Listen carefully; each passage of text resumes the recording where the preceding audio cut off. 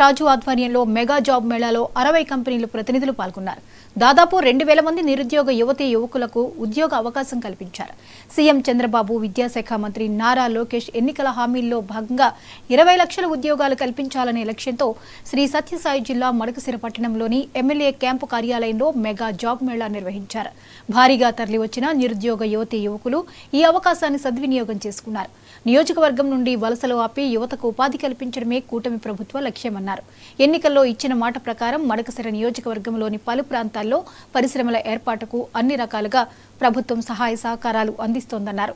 వీలైనంత త్వరలో పరిశ్రమలు స్థాపించి నియోజకవర్గంలోని 2 లక్షల మంది యువతకు ఉద్యోగాలు కల్పిస్తామన్నారు. ప్రతి ఏటా జాబ్ మేళాలు నిర్వహించి నిరుద్యోగ యువతీ యువకులకు ఉపాధి కల్పిస్తామన్నారు. ఉద్యోగ యువతీ యువకుల కోసం జాబ్ మేళా కార్యక్రమాన్ని నిర్వహించడం జరిగింది.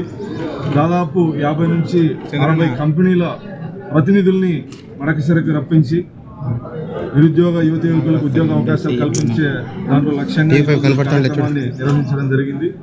గత 5 సంవత్సరాల్లో పారిశ్రామికంగా ఈ రాష్ట్రం వెనుకబడి నిరుద్యోగ యువతీ యువకుల శాతం ఎక్కువ పెరగడం జరిగింది. ఉద్యోగ అవకాశాలు లేక గత ఎన్నికల్లో గౌరవ ముఖ్యమంత్రి చంద్రబాబు నాయుడు గారు, గౌరవ నారా లోకేష్ గారు నిరుద్యోగ యువతీ యువకులకు హామీ ఇవ్వడం జరిగింది. దాదాపు 20 లక్షల ఉద్యోగాలని భర్తీ చేస్తామని, అందులో భాగంగా అన్ని నియోజకవర్గాల్లో జాబ్ మేళాలు నిర్వహిస్తూ ఉన్నారు.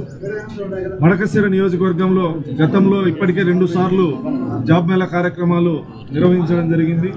మడకశిర నియోజకవర్గంలో అత్యధిక వెనుకబడినటువంటి ప్రాంతం కావడం వల్ల వలసలు ఎక్కువ పోయేటువంటి పరిస్థితిని అరికట్టేందుకు గౌరవ ముఖ్యమంత్రి గారి ఆశీస్సులతో ఇక్కడ పరిశ్రమలు ఏర్పాటు చేయబోతున్నాం.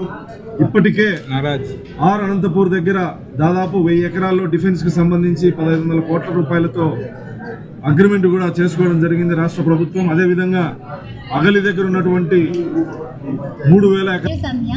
నేను తుమ్కూరు, బెంగళూరులో నేను హాస్పిటల్స్కి ఇంటర్వ్యూ ఇచ్చాను. నేను సెలెక్ట్ అయ్యాను. బట్ నాకు శాలరీ ప్యాకేజ్ మా ఇంట్లో ప్రాబ్లం వల్ల నాకు అక్కడ చేయడానికి కుదరలేదు. ఇక్కడ జాబ్ మేళా అని ఒక అప్లికేషన్ వదిలారు. నేను ఇక్కడికి వచ్చాను. ఇక్కడ నేను అప్లికేషన్ చేస్తూనే ఇంటర్వ్యూ చేస్తూనే నేను సెలెక్ట్ అయ్యాను. 4-5 హాస్పిటల్స్ ఇంటర్వ్యూ చేశారు. ఒక దాంట్లో నేను సెలెక్ట్ అయ్యాను. ఇంత తొందరగా వచ్చినందుకు చాలా ఎమ్మెల్యే గారు